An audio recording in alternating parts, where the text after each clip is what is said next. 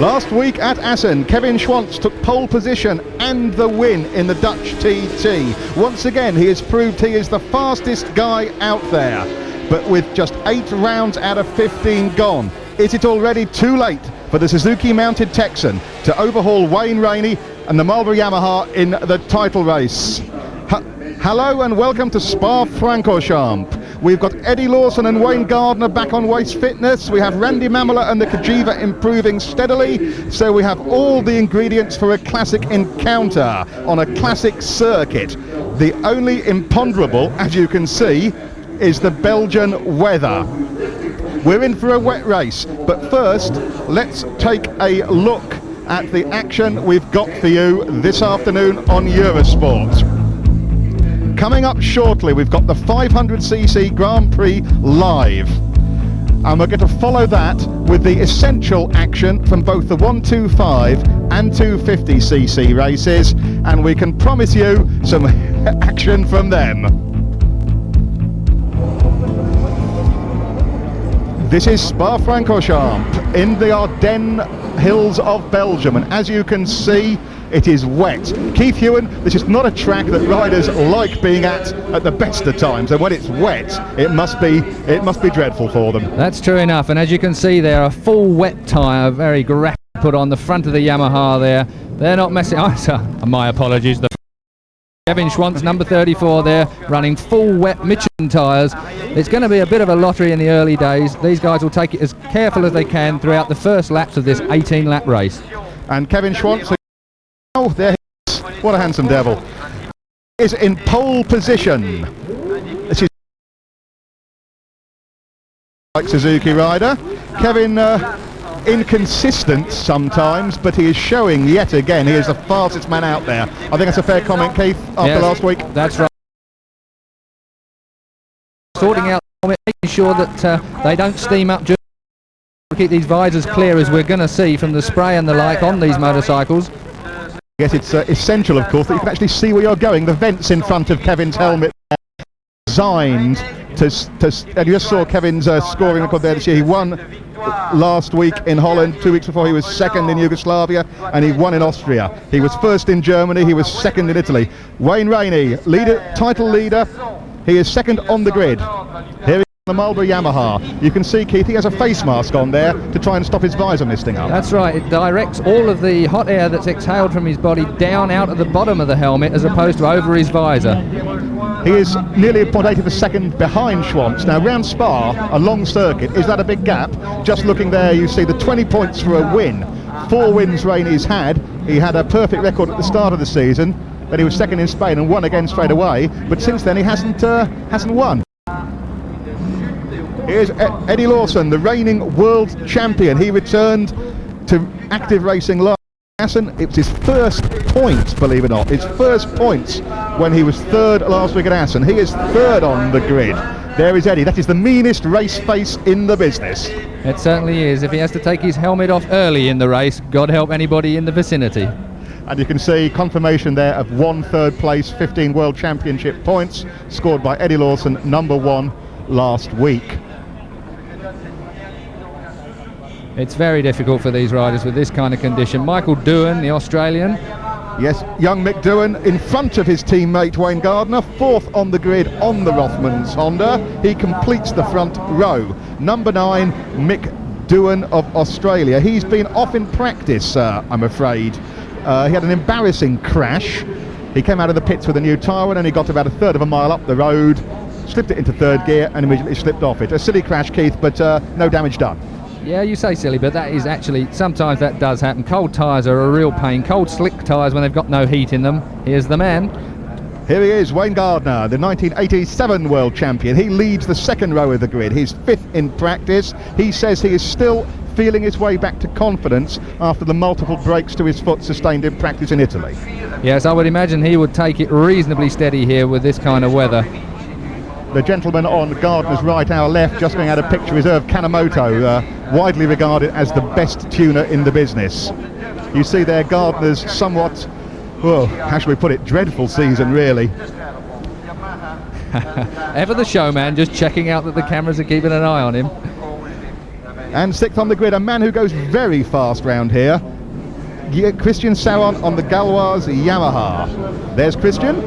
No, there's nothing wrong with his nose. That's another modification for under the helmet. That's the cheapskate's way of pointing the air out of the bottom of the helmet. You tape your nose up. Yes, this is one of the fastest tracks in the calendar. It's one I think it's fair to say that the riders find most intimidating in the dry, let alone in the wet. And here we have 7th on the grid, on the second row, Neil Mackenzie with that elegant new haircut. Yes, obviously looking to try and frighten the others to death on the grid, but unfortunately missed out a little bit on the A-grade Michelin tyres in qualifying, but nonetheless he's going very, very quick from the second row. Actually, the wet weather, although he doesn't like it, Neil goes quite good in it. He does indeed. Neil has 2/3 to his credit this year in Germany and in Yugoslavia. For a man who hasn't been on a 500 Grand Prix bike for over about 6 months, he's doing well. And we were saying in the introduction, Keith, 8th place on the second row of the grid, Randy Mamola and the Cagiva. Yes, the Cagiva, the prettiest looking motorcycle there is on the track, there's no doubt of it. Unfortunately, record-wise, not so good. But this is the track where Randy Mamola scored their only rostering position ever in 500 Grand Prix racing in the wet. That's very true, and was awarded by the owners of Cagiva, the Castiglione brothers, a Ferrari Testarossa for the action. That's yes, not bad. They said they'd give him the Ferrari when he won. They were so pleased with the rostering position they gave him the bike anyway. Leading the third row of the grids, in 9th in qualifying, Juan Garriga, the X250 ace from Barcelona. He's had a steady rather than a spectacular return to 500 Grand Prix racing. He's had a 10th, a 6th, a 9th, an 8th, a 7th, a 9th, a 4th and a 6th last week. His best position so far, and he's a hard man, Juan Garriga. Yes, he certainly looks like he's dialed in for he's looking down the start and finish straight there, down the hill to the first series of corners, very, very fast third gear corners. He looks like he's mesmerised by the daunting thought of it all. Juan Garriga of Spain. And here is another 500cc newcomer, Jean-Philippe Rougier of France, Christian Sauron's teammate, the man who doesn't just drag his knee on the ground, he actually gets his elbow on the deck. That's when he's on the motorcycle. I was going to say, you better watch out for that in these wet conditions. It's very easy to do in these kind of conditions. Even you could manage it, Julian. And I have done. It's Jean-Philippe Rougier, very much a learning year for the fearless young Frenchman. He's had an 8th, a 5th, a 10th, a 4, a 6th, an 8th, a 5th and an 11th. He's done better, in fact, than we thought he would. Let's confirm the World Championship standings after the Dutch Grand Prix. Wayne Rainey of America leads by 24 points from Kevin Schwantz. Remember, there's 20 points for a win. McDowan is back in 3rd, Mackenzie pressing him in 4th, and Jean-Philippe and Juan Garriga having their own private battle for 5th and 6th places in the championship. Back on the grid, you are looking at number 38, Marco Papa. Yes, Marco's been around for a year or two as a privateer. Privateers don't actually mind the wet weather too much, because if they have an inspired ride, they might not be as far behind the leaders as they can find themselves in the dry, when actually the performance of the bike really counts a lot. Marco scored a remarkable 6th place in Yugoslavia, of course. Marco is obviously explaining something about the course to his manager. Let's have a lap of this classic track with Keith Ewan. Keith, take us around.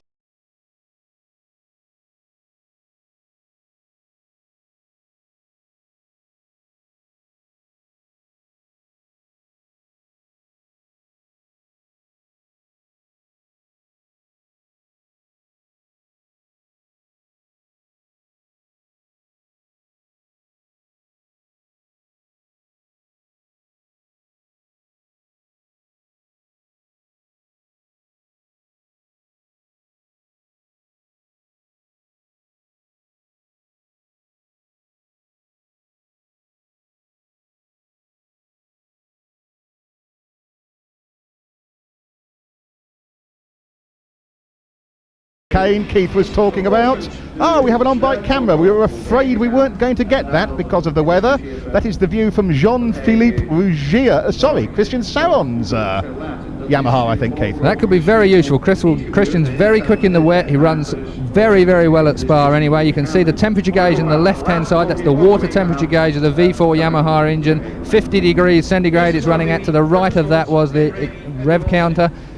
which nobody takes much notice of when it's wet like this. It's just shift by instinct. Yes, we spend a lot of time talking about tyres, Keith, when the weather is intermediate, when it's neither quite all wet or quite dry. Here we have absolutely a wet race. There is no question of anything other than full wet tyres. Well, that is very fortunate, because the Belgian organisers unfortunately are perhaps not the most switched on as far as the rule book is concerned, and we had some trouble last year where they restarted this race 3 times. No one's ever done it before, and there was a major flap in the 500 camp as far as how the points should have been distributed over these 3 restart races, which let's hope they've read the rule book for this week. Yeah, that's the 500 grid. It's a decent sized field anyway, I'm glad to see. And while we're on the subject of tyres, I think it is fair to say that we're normally talking about the A-grade Michelins being the essential rubber to have to win. In the wet, Dunlop tyres are very, very competitive. Yes, I think with wet weather tyres, Dunlop and Michelin, there's not a lot in it. If anything, Dunlop tyres definitely have the edge in the wet. They have in the past. The fortunate thing about this race is that it's starting in wet conditions. That means they'll all start on full wet tyres. The 1 minute board up there, you saw the helmet board to remind riders to make sure that their helmets are done up, as if they didn't know that already. Getting back to the tyres, they'll all be on exactly the same tyres throughout this grid. So we're not going to see the lottery that you sometimes get when it just rains. Also, all of these riders have practiced in the wet during training leading up to this race. So everybody should have their motorcycles set up for it. So despite the fact we've got very dismal conditions here, all riders should be keyed in for the job.